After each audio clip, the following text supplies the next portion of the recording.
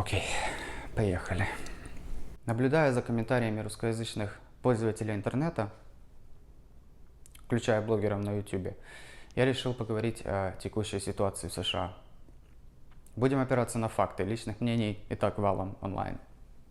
Джордж Флойд умер от чрезмерного применения силы полицейскими при задержании. Обвинение – подозрение на то, что Флойд расплатился в магазине поддельной 20-долларовой купюрой. Для сравнения, преподаватель университета Марк Маккой тоже был задержан за расчет поддельной 20-долларовой купюрой. Неосознанно, кстати. Его отпустили на следующий день с 6 месяцами условно. Во-первых, детали о купюре до сих пор так и не обнародованы. Это до сих пор остается лишь подозрением. Во-вторых, меня совершенно не интересует заключение вскрытий. Мы не можем ожидать, что задерживаемый выдержит 9 минут беспрерывного удушения. И даже если у него в крови были обнаружены наркотические вещества, это не повод для самосуда. Шестая поправка Конституции США гласит, что каждый обвиняемый имеет право на суд присяжных. В случае Джорджа Флойда дело не дошло даже до доставки его в полицейский участок. Это один из многочисленных примеров, насколько отличается поведение полиции в случаях задержания белых от случаев задержания черных. Многие считают, что с приходом Барака Обамы к власти расизм был искоренен. Но тогда вопрос, почему неонацистские организации до сих пор процветают в США? Почему до сих пор существует Ку-Клукс-клан? А потому что расизм живет и здравствует в Америке. И избрание Трампа тому доказательство.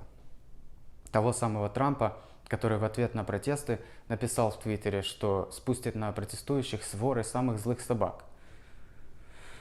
Это прямая отсылка к событиям в 1963 году в Бирмингеме, штат Алабама, когда сторонники сегрегации буквально спускали собак на чернокожих сограждан, включая женщин и детей, когда те протестовали против сегрегации в школах. В другом твите он написал: «Когда начнется мародерство, мы откроем огонь». Опять отсыл к речи мэра Майами Уолтера Хидли, откровенного сторонника белого превосходства, который в 1967 году произнес точно такую же фразу в ответ на протесты в черных районах Майами. Трамп без раздумий в том же твиттере нарек протестующих бандитами, головорезами, в то время как в 2017 году, когда ультраправые съехались на марш в Шарлоттсвиль, штат Виргиния, что привело к стычке с контрпротестующими антифашистами, в результате чего один из ультраправых насмерть переехал девушку из числа контрпротестующих и еще 19 раненых. Трамп на это все дал комментарий: «С обеих сторон были приличные люди».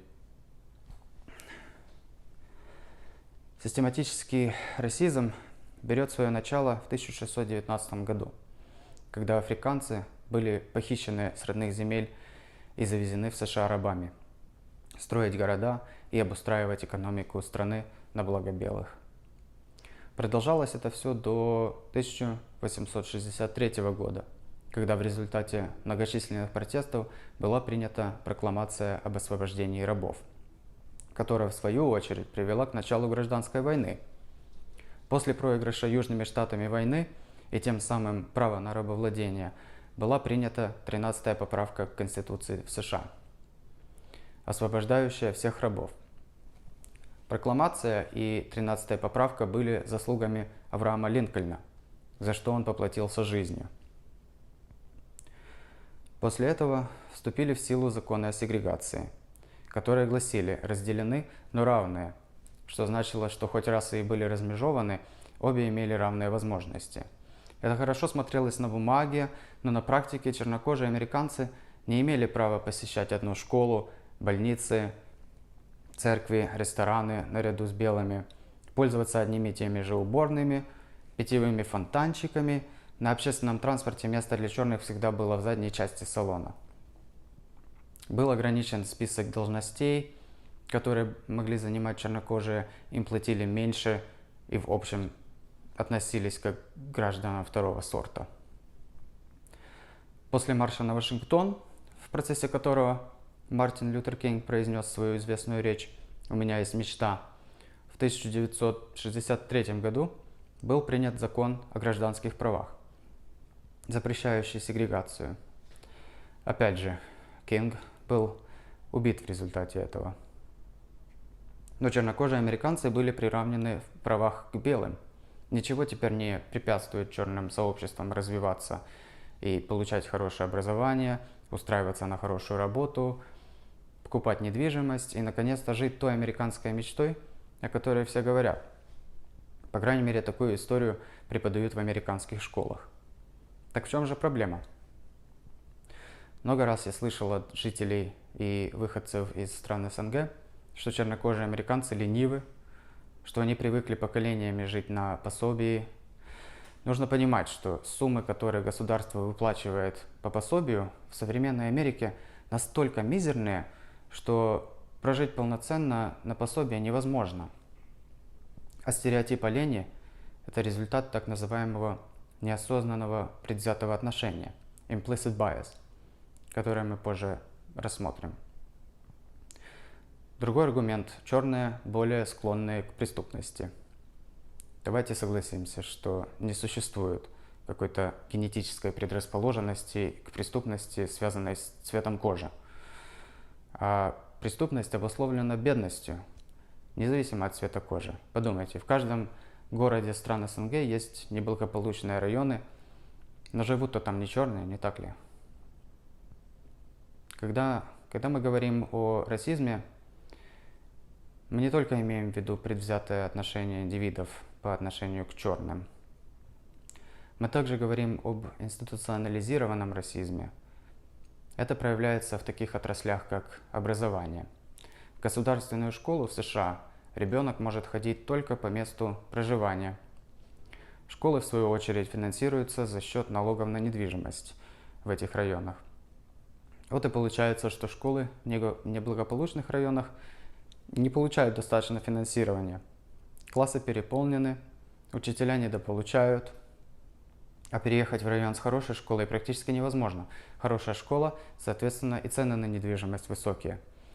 Высокие цены, высокие налоги на недвижимость. Высокие налоги, хорошее финансирование школы. Классы не переполнены, учителя хорошо зарабатывают, есть доступ к хорошим репетиторам, внешкольным занятиям, а хорошая школа – дорогая недвижимость, ну и так далее. Из аналогичного замкнутого круга в неблагополучном районе выбраться очень сложно, не говоря уже о поступлении в хороший университет. Как же так сложилось, что в хороших районах живут белые, а в бедных черные? Возвращаемся к систематическому расизму. Сразу после гражданской войны многие государственные структуры начали делить города на районы благоприятные и неблагоприятные для инвестирования. Процесс назывался redlining, буквально обведение районов на карте красной чертой. Эта практика оградила целые районы с черными жителями от государственных и частных инвестиций. Банки и страховые компании, руководствуясь этими картами, десятилетиями отказывали жителям этих районов от получения кредитов на недвижимость и другие займы на почве их расы. Исторически американской семье достаточно было владеть недвижимостью и иметь хороший диплом, чтобы построить благосостояние. Но так как чернокожим американцам отказывали в кредите на недвижимость, они не могли купить дом. А поскольку университеты могли не взять чернокожего абитуриента из-за законов сегрегации, было намного труднее получить высшее образование. В то же время жители белых районов могли без проблем получить кредит на покупку дома и вступить в хороший университет, который пускал только белых студентов. Состояние, которое они нажили, передавалось по наследству детям и внукам. Эти красные линии существуют и по сей день в таких городах, как Чикаго. Другим фактором институционализированного расизма является то самое неосознанное предвзятое отношение.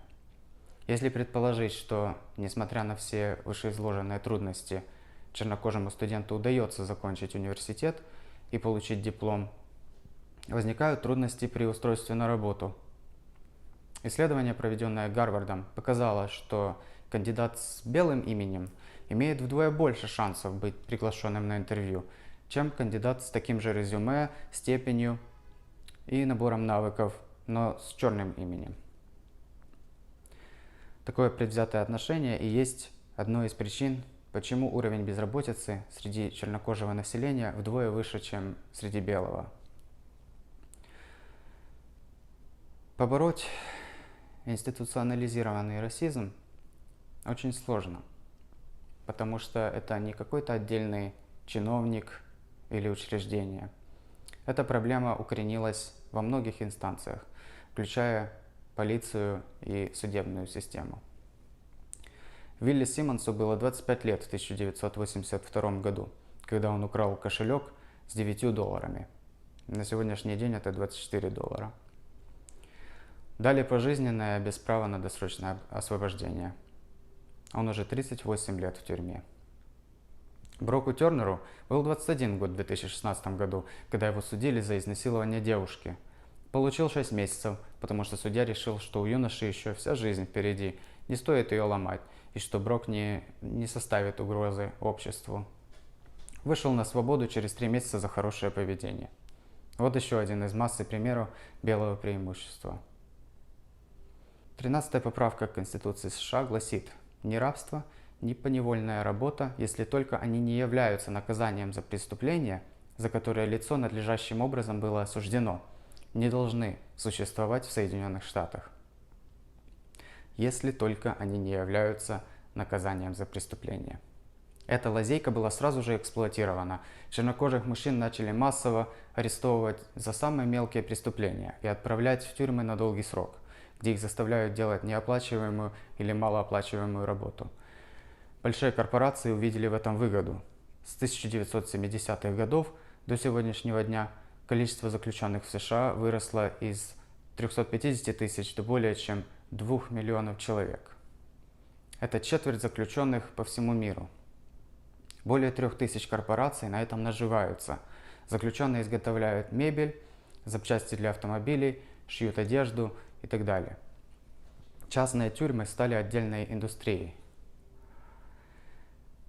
Но дело не всегда доходит до задержания. Чернокожие американцы погибают от рук полиции в 2,5 раза чаще, чем белые. Это одна из причин, почему зародилось движение Black Lives Matter. Жизни черных имеют значение. Люди, которые не понимают смысла за этим слоганом, обычно отвечают: все жизни важны. Да, все жизни важны, но в контексте того факта, что чернокожие умирают с несоразмерно большей частотой и из-за расовых мотивов, это замечание не что более чем просто пустое сотрясение воздуха. Представьте, что в вашем доме пожар. Приезжают пожарные и начинают сперва поливать все остальные дома на улице, потому что все дома важны. Абсурд, правда? Пока до нас не дойдет, что жизни черных важны, мы не можем утверждать, что все жизни важны. Кеннет Чемберлен, 66 лет. Амаду Диалло, 23 года. Его последние слова были: «Мама, я иду в колледж».